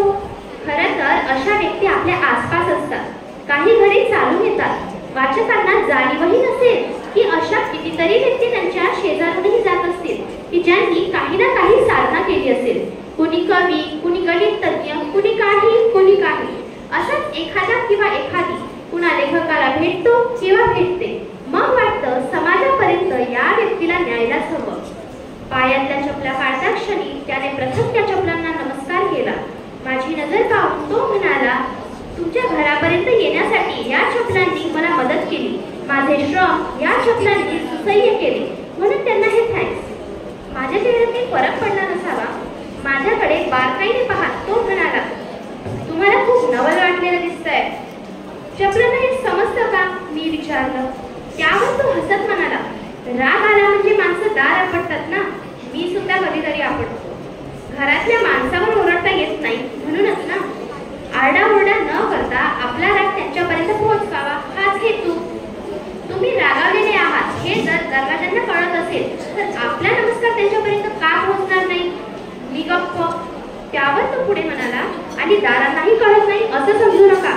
लहान मुलांप्रमाणे ते पावसाळ्यात फुटतात व आपला निषेध पाऊस संपेपर्यंत व्यक्त करतात. पण त्यांचं दुर्दैव असं की पावसाळ्यात त्यांना आपल्या लाता खायला लागतात. आता मात्र मी आश्चर्यापेक्षा कौतुकाने पाहू लागले. हे सगळं ऐकायला खूप छान वाटतं, पण असं वागायचं ठरवलं तर सतत नमस्कार करीतच माणसाला वावरावं लागेल. त्यावर तो म्हणाला, मुळातच हे सगळं का करायचं? कृतज्ञ भाव जपण्याचा हा केवळ प्रारंभ आहे. निर्जीव वस्तूंबद्दल तुम्ही हमदर्दी दाखवायला सुरुवात केली तर त्यातूनच जित्या जागत्या माणसाचा आदर करणं हा सहज धर्म होईल. त्याला बसा म्हणायचं भान मला आता आलं. त्याच्या 2 मिनिटांच्या सहवासाचाही माझ्यावर परिणाम झाला. एरवी मी नेहमीसारखं विचारलं असतं, what can I do for you? पण आता मी म्हणालो, मला तुम्ही आवडतात. काहीतरी काम असल्याशिवाय तुम्ही माझ्याकडे आला नाही. बोला, तुमच्यासाठी काय करू? पहिल्यांदा मी माझी ओळख करून देतो. मी कैलास खाडीलकर. तुमच्याकडे भाड्याने जागा देण्यासाठी आहे असं कानावर आलं. मुंबईसारख्या शहरात सध्याच्या काळात एक वेळ परीस मिळेल, पण जागा मिळणं म्हणजे परीसच मिळणं. मान्य आहे, पण एखादा व्यवसाय करायचा ठरवला की परीस आणि परिसर दोन्ही लाभावं लागतं. आणि त्या दृष्टिकोनातून तुमची जागा ज्याला मिळेल तो स्वर्गाकडेही पाठ फिरवेल. आमची जागा खरोखरच तशी आहे. मेन रोड पासून लांब पण बस डेपो बाकीच्या अंतरावर. एक लांब लचक गल्ली ओलांडायचं धाडस केलं तर खाडीलकर म्हणतो त्याप्रमाणे स्वर्ग. पण आमच्या बाकीच्या भाडेकरूंनी जागेचा ताबा घेतल्यावर, आमच्या परिवाराला स्वर्गात पाठवायची तयारी केल्यावर उरलेली जागा भाड्याशिवाय ठेवायची या निर्णयाखेरीज गत्यंतर नव्हतं. मुंबईसारख्या शहरात 1,500 चौरस फुटाची जागा नुसती कुलूप लावून ठेवायची म्हणजे साक्षात मूर्खपणा. पण बाबा जाता येता म्हणतात तेच खरं. ज्याला माल असतो त्याचे हाल कोल्हे कुत्रे झालेला. त्याप्रमाणे महिना जेमतेम 10 ते 15 रुपये भाड्यात आमच्या आजूबाजूचे कोल्हे डाळिंबासारखे लाल झाले होते. वरची जागा म्हणूनच वर्षानुवर्ष पडून होती. पण त्या कैलास खाडीलकरने अवघ्या 5 मिनिटात मला नकार देणं अशक्य केलं. तो माणूस होता. जागा ताब्यात आल्यावर त्याचा भाडेकरू होणार नव्हता. जागा आहे ना, तोडून शब्द गेला हो. मला द्या, पुन्हा हो गेला. आज दाखवू शकता? चला. मी त्याला थेट दुसऱ्या मजल्यावर नेलं. तळ मजला आणि पहिला मजला आमच्याकडेच होता. मी बाहेरची कडी काढली. जागा बघून त्याने आश्चर्याने विचारलं, किती स्क्वेअर फूट आहे? मी म्हटलं 1500. कार्पेट? हो. भाड्याची अपेक्षा सांगा. मी मुद्दामच म्हणालो, घेणाऱ्याच्या अपेक्षापेक्षा देणाऱ्याची ऐपत नेहमीच कमी असते. तुम्हाला कितीला परवडेल ते सांगा. पटलं तर मी होय म्हणेन. खाडीलकर म्हणाला, मी इथं कॉम्प्युटरचे क्लासेस काढणार आहे. तुमच्याच आताच्या विधानाप्रमाणे माझी भावी विद्यार्थ्यांना जेवढी फी परवडेल तेवढी मी त्यांना द्यावी असा माझा उद्देश आहे. ऐपत हा शब्द फसवा आहे. तो तुम्हाला नेहमी जास्त उंचावर असलेली जागा दाखवतो आणि वरवरची उंची गाठण्याच्या स्पर्धेत दानत विकावी लागते. तरीही माझ्या ध्येयासाठी मी तुम्हाला दोषीच पडू देणार नाही. शेवटी जाता जाता एवढंच म्हणू इच्छिते, आयुष्य कोणत्याही सिद्धांतावर चालत नाही. आयुष्य म्हणजे आखून दिलेली पायवाट नव्हे किंवा रेल्वेची रूट नव्हे. ते गंगेच्या प्रवाहाप्रमाणे सुसाट वाहतं. वाट आणि उतार गवसेत नसतं. वाट आणि उतार गवसेत नसतं. वसंत पुरुषोत्तम काळे. धन्यवाद. तुझ्या प्रभावी वाचनासाठी धन्यवाद देवी. यानंतर कस्तुरबा कन्या शाळेची विद्यार्थिनी तृप्ती प्रभाकर बोरकर हिला मी मंचावर आमंत्रित करते. वर्ग 10 ची विद्यार्थिनी, कस्तुरबा कन्या शाळा अमरावती. भारतीय संस्कृती, हा या 2 शब्दात केवढे ब्रह्मांड साठले. ती गंगा, ती यमुना, एकूण सगळ्या लोकमाता, ती धारा तीर्थे, ते गोरूपांचे प्रदेश, त्या अवित लोककथा, लोकवाङ्मय, त्या औष पुरुषांच्या ओव्या माझ्या डोळ्यापुढे येते आणि माझे बाळपण येते. माझी बाळपणी झालेल्या संस्कारांची सारी आठवण पार बुजून गेली आहे याची मला अति खंत वाटू लागते. मुंबईतल्या सुप्रसिद्ध बटाट्याच्या चाळीत माझा जन्म झाला याचा अर्थ मला वेदना होतात. चाळ हे काय चरित्र नाटकांचं जन्म होण्याचे स्थळ आहे. उद्या सुप्रसिद्ध नाटककार, कवी, कथाकार हनुमंतराव देशपुत्रे तथा कवी देशकुमार यांचे जन्मस्थळ दाखवणाऱ्या महाराष्ट्र शारदेचे उपासकला बटाट्याच्या चाळीतल्या जिन्याजवळील ती अंधारी खोली का पाहावी लागणार. त्यापेक्षा एखाद्या खेड्यात जन्माला आलो असतो तर मला ती जात्यांची घर त्या ओव्या मी जरी त्या प्रत्यक्ष कधी ऐकल्या नसेल नाही तरी त्या आमच्या पूर्वजांनी ऐकल्या असतीलच ना. रक्तातून आलेले संस्कार कुठे जातात हे ओव्या आठवण्याचा खूप प्रयत्न करतो, पण आमच्या जन्मा अगोदर बऱ्याच वर्षापूर्वी त्या आमच्या पूर्वजांच्या रक्तातूनही नाहीशा झाल्या असाव्यात. पवित्र संस्काराच्या आठवणीचे स्टेशन फिरून फिरून मनाचा फटका धबकतो, पण ओव्याचे स्टेशन लागत नाही. बाळपणी ऐकलेल्या कांदी बटाटे, नवे काळ, विरुद्ध यांची खड ऐकून मी माझ्या बाळपणाच्या कठावर उत्साही विदुषीचे जमवलेले ओव्यांची फुले चिटकवून स्वतःच्या बलाला संस्कारांच्या वेलींच्या कुंपणाची शोभा आणण्याचा प्रयत्न करतो. माझ्या अल्पचरित्रांचे माझे बाळपण असे सुरू होते. मधील ह्या 2 शब्दाचा आता 3दा यावरून चतुर वाचकास माझा अंत करण्याच्या पिढ्यांची कल्पना येईल. वाङ्मयातील मार्मिकता ही काय ती ओव्याची रत्न भंडारे आपल्या माऊल्यांची जतन करून ठेवले. सांस्कृतिक धन हे पु ल देशपांडे यांचे होते. लेखकातून त्यांनी सांगितले भारतीय संस्कृती. धन्यवाद. खूप छान, अप्रतिम. यानंतर मी सर्व मान्यवरांना व्यासपीठावर स्थानापन्न व्हावे असे मी पुन्हा विनंती करतो. पण तत्पूर्वी आजच्या कार्यक्रमाला लाभलेले बहुआयामी व्यक्तिमत्व श्री प्रसाद खरे सर यांनी आम्हाला मार्गदर्शन करावे अशी मी त्यांना विनंती करतो. नमस्कार सगळ्यांना. आज कसला कार्यक्रम होता? चला, म्हणजे सगळेजण जागे आहेत हे बघून मला आनंद झाला. कारण या कार्यक्रमामध्ये ज्यांनी भाग घेतला होता त्या सगळ्यांचं सगळ्यात पहिले मी कौतुक करतो. आणि अशा ज्या शाळा आहेत ज्यांनी सगळ्या त्या मुलांना पाठवलं त्यांचे आभार. कारण आजकाल फार कमी झालेले आहेत, त्याबद्दल त्या सगळ्यांचे मी मनापासून आभार मानतो. सर्वप्रथम मी इथल्या मुख्याध्यापिका आवळे ताई, त्यानंतर अश्विनी मॅडम, देशमुख मॅडम या सगळ्यांचे मी मनापासून आभार मानतो. त्यांनी मला इथे परीक्षक म्हणून संधी दिली आणि इथे सगळे कर्मचारी आणि शिक्षक या सगळ्यांचे मनापासून आभार मानतो मी. आज अभिजात भाषा आपल्या मराठीला लाभलेली आहे, त्याच्याबद्दल 1 वर्ष पूर्ण झालेलं आहे. त्यानिमित्ताने हा कार्यक्रम आपण आयोजित केला होता. अभिजात भाषा म्हणजे काय? कोणाला माहिती आहे का अभिजात भाषा म्हणजे काय? मी सांगतो तुम्हाला, जवळपास 1500 ते 2000 वर्षापूर्वीची जी भाषा असेल त्या भाषेला जो दर्जा प्राप्त होतो अशा भाषांना अभिजात भाषा असं म्हटलं जातं. तर आपली मराठी भाषेचं वय जर तुम्ही पाहिलं तर ते जवळपास 2500 पूर्वीचं वय आहे. कारण नाणे घाटाचा जो भाग आहे, पश्चिम महाराष्ट्रामध्ये तो भाग येतो, त्या भागामध्ये असा शिलालेख 2500 वर्षापूर्वीचा शिलालेख तिथे सापडलेला आहे जो की मराठी भाषेशी रिलेटेड आहे. तिथे त्याचं रिलेशन आपल्याला मराठी भाषेचं सापडतं. त्याच्यामुळे आपली मराठी भाषेचं वय किती आहे तर 2500 वर्ष हे सगळ्यांना तुम्ही सांगू शकता.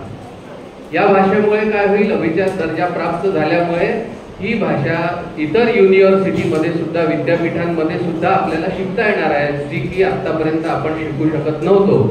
जर तुम्हाला मराठी भाषा घ्यायची असेल तर तुम्ही इतर राज्यातल्या युनिव्हर्सिटीमध्ये जाऊन सुद्धा हा विषय घेऊ शकता. अशी या भाषेची आता ख्याती प्राप्त झालेली आहे. सगळ्या देशामध्ये आणि जगभरामध्ये मान्यता प्राप्त झालेली अशी आपली मराठी भाषा आहे. त्याबद्दल जोरदार टाळ्या झाल्या पाहिजेत सगळ्यांना.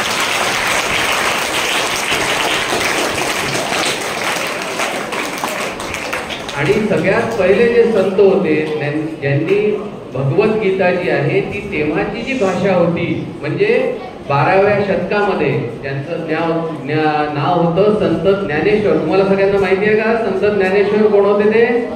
हा, तर त्यांनी भगवद्गीता जी होती ती पहिले संस्कृत मध्ये होती. त्यामुळे आपल्यासारख्या सामान्य जनतेला ती समजत नव्हती. फक्त संस्कृत ज्यांना माहिती होतं त्यांनाच ती भाषा समजायची. म्हणून त्यांनी त्याचं भाषांतर केलं तेव्हाच्या भाषेमध्ये. आणि आता विश्वात मके देणे येणे वाग्यज्ञे तोषावे तोषोनी मद द्यावे पसाय दान हे असे त्याच्यातले शब्द होते. हे त्यांनी ही संपूर्ण भगवद्गीता पूर्ण झाल्यानंतर त्यांनी हे पसायदान म्हणजे प्रसाद सगळ्या संपूर्ण विश्वाचा जो ईश्वर आहे त्याच्याकडे हे पसायदान मागितलेलं होतं. असं आपली ही संतांनी ही जी भाषा आहे ती समृद्ध केलेली आहे. संत ज्ञान नामदेव आहेत, त्यानंतर तुकाराम आहेत, इंदिराबाई आहेत. या सगळ्यांनी ही भाषा समृद्ध केलेली आहे आणि आपल्यापर्यंत आजपर्यंत ही आपण जी भाषा बोलतो ती आणलेली आहे. अशी ही आपली अभिजात दर्जा प्राप्त झालेली मराठी भाषा आहे. त्या निमित्ताने आजचा जो कार्यक्रम यांनी आयोजित केला तो अतिशय कौतुकास्पद असा कार्यक्रम आहे. आपण सगळ्यांनी या मराठी भाषेचा अभिमान बाळगला पाहिजे हे फार महत्त्वाचं आहे. नुसताच त्याचा मान करू अर्थ नाही जे की आजकाल राजकारणामध्ये चालू आहे. तर आपण काय बाळगला पाहिजे? अभिमान बाळगला पाहिजे. जसं आपण आपल्या आडनावाचा अभिमान बाळगतो, जसं आपण आपल्या आई वडिलांचा अभिमान बाळगतो, तसा आपल्या भाषेचा सुद्धा प्रत्येकाने प्रत्येकाच्या भाषेचा अभिमान बाळगला पाहिजे. पण आपण ज्या राष्ट्रामध्ये राहतोय महाराष्ट्र राज्यामध्ये त्या भाषेचा आपण आदर राखला पाहिजे, अभिमान बाळगला पाहिजे असं तुम्हाला मी सगळ्यांना सांगू इच्छितो. त्यामुळे सगळ्यांनी मराठी भाषा जवळपास शिकली पाहिजे आणि ती बोलल्या गेली पाहिजे. आजच्या भाषेमध्ये बऱ्याचदा असं झालं की आपण पहिल्यापासून जी भाषा ऐकत असतो ती आपल्या कानावर पडते. त्याच्यामुळे आपले काही शब्द जे असतात ते त्याच्यामधून सुटून जातात. म्हणजे जसं आता मन आहे त्याला आपण मन म्हणतो. तर आता ण आणि न हा वेगळा का बरं आहे बा? मन याचा अर्थ कोणाला माहिती आहे का? मनाचा अर्थ माहिती आहे? मन म्हणजे काय? जवळपास सगळ्यांना माहिती आहे. मन म्हणजे आपला आतमध्ये जे दिसत नाही व्हर्च्युअल आहे जे ते मन आहे. आणि मन म्हणजे 40 किलोचा एक मन होतो. हे माहिती आहे का तुम्हाला? नाही माहिती. मग हा जो आहे मन आणि मन याच्यातला जो भेद आहे हा आपण लक्षात घेतला पाहिजे. पडत पडत जातो, मी पडत पडत पडलो असं म्हणतो आपण बरेच. मी पळत पळत जातो आणि पडलो याच्यामध्ये जो फरक आहे हा आपल्याला भाषेनेच दिलेला आहे की मी स्वतः तयार केलेलं नाही. आता क ख ग घ वगैरे सगळेजण आपण शिकतो त्याच्यामध्ये जे शब्द जे आपले अक्षर जी आलेली आहे तीच आपण फक्त शब्दांमध्ये गुंतलेली असतात आणि नंतर त्याचं वाक्य होत असतं. सगळ्यांनी या गोष्टीकडे नक्कीच आजच्या या अभिवाचन स्पर्धेनिमित्त सगळ्यांनी लक्ष दिलं पाहिजे. तुम्हाला सगळ्यांना कंटाळा आला असेल आणि आता लगेच रिझल्ट आम्ही तो जाहीर करू. तुम्ही सगळे इथे शांतपणे हे सगळं ऐकलं तुम्ही आणि पुन्हा पुढच्या स्पर्धेमध्ये जास्तीत जास्त संख्येने तुम्ही सहभागी व्हावं अशी मी तुम्हाला विनंती करतो. आणि एका शाळेकडून जरी 2-3 एंट्री झाल्या तरी तुम्ही पहिले म्हणजे पुढच्या वर्षी विचार करायला हरकत नाही किंवा त्या घेऊ शकता तुम्ही एंट्री. त्याच्यामुळे स्पर्धा सुद्धा वाढेल आणि चांगल्या सगळ्या मुलांना संधी मिळेल असं मी त्यांना विनंती करू इच्छितो आणि माझे 2 शब्द संपवतो. जय हिंद, जय महाराष्ट्र, जय भारत.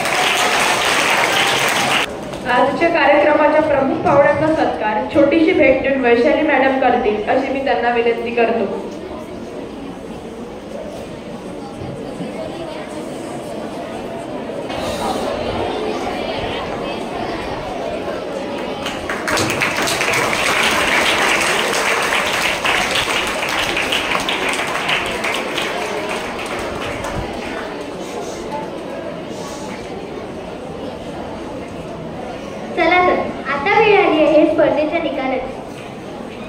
संयम आणि गती ही यशाची 2 चाके असतात. जिद्दीने जे प्रयत्न करतात तेच यशाचे मानकरी ठरतात. पण याचा अर्थ असा नव्हे की ज्यांना पारितोषिक मिळाले नाही ते जिंकले नाहीत. ज्यांना पारितोषिक मिळाले नाही त्यांनी या विजेत्यांना संधी दिली अशी समजून आपण विजयात्यांचे कौतुक करूया. पारितोषिक विजेते जाहीर करण्यासाठी मी आमंत्रित करतो शाळेच्या मुख्याध्यापिका आदरणीय वैशाली मॅडम यांना. माननीय प्रसाद खरे सर यांना. क्रमांक 3 मिळालेला आहे नारायणदास लड्ढाची विद्यार्थिनी स्वरा भुसकटे.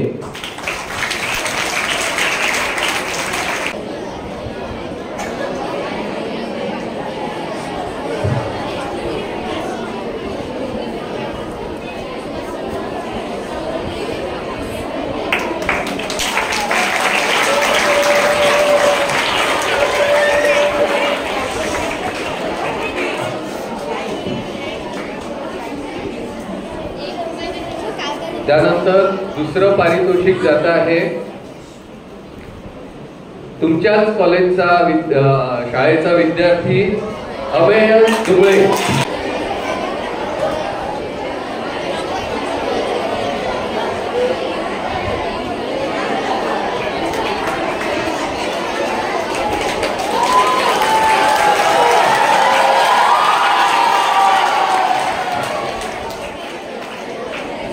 आणि सगळ्यात पहिलं पारितोषिक जात आहे, ओळखा बरं कोणाला जाईल? गोल्डन किड्सची विद्यार्थिनी विदुला पंजाबी.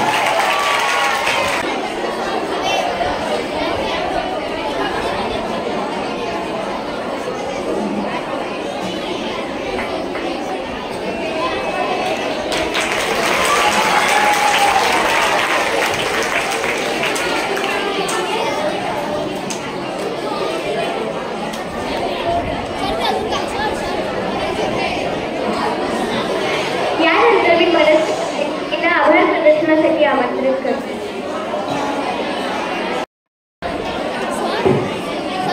नमस्कार, मी मनस्वी पाटील. जसे पावसाच्या थेंबांनी धरती सुगंधी होते आणि सुखावते, तसेच चांगल्या माणसाची आपुलकी जिव्हाळा असाच राहो हीच सदिच्छा असल्याने तुमचे आभार मानणे क्रमप्राप्त ठरते. पूर्णविराम म्हणजे शेवट नाही, कारण आपण त्यानंतर नवीन वाक्य लिहू शकतो. त्याचप्रमाणे आभार प्रदर्शन म्हणजे शेवट नाही, तर ती नव्या यशाची सुरुवात असते. सर, आपणास असेच आमच्या शाळेत येऊन नियमित मार्गदर्शन करायचे आहे असा विश्वास मी ठेवते. तरी आज आपण आमच्या विनंतीला मान देऊन आलात त्याबद्दल मी आपले खूप आभार मानते. शाळेच्या अध्यक्षा आशा देशमुख मॅडम कार्यक्रमाला उपस्थित राहिल्या आणि त्यांनीही परीक्षकाचे काम केले त्याबद्दल मी त्यांचे देखील आभार मानते. तसेच शाळेच्या मुख्याध्यापिका वैशाली आवळे मॅडम, उपमुख्याध्यापिका मेघना मॅडम त्यांचे देखील मी आभार मानते. तसेच आजच्या कार्यक्रमाला उपस्थित स्पर्धकांचे, त्यांच्यासोबत आलेल्या सर्व शिक्षकांचे व पालकांचे मी खूप खूप आभार मानते. हा कार्यक्रम यशस्वी करण्याकरिता शाळेच्या सर्व शिक्षकांनी हातभार लावला त्या सर्व शिक्षकांचे मी मनस्वी आभार मानते. अनावधानाने कोणाचे नाव सुटले असेल तर त्यांचेही मी आभार मानते आणि कार्यक्रमाची सांगता पसायदानाने होईल असे जाहीर करते. आता मी योगिता मॅडम यांना पसायदान म्हणण्यास आमंत्रित करते.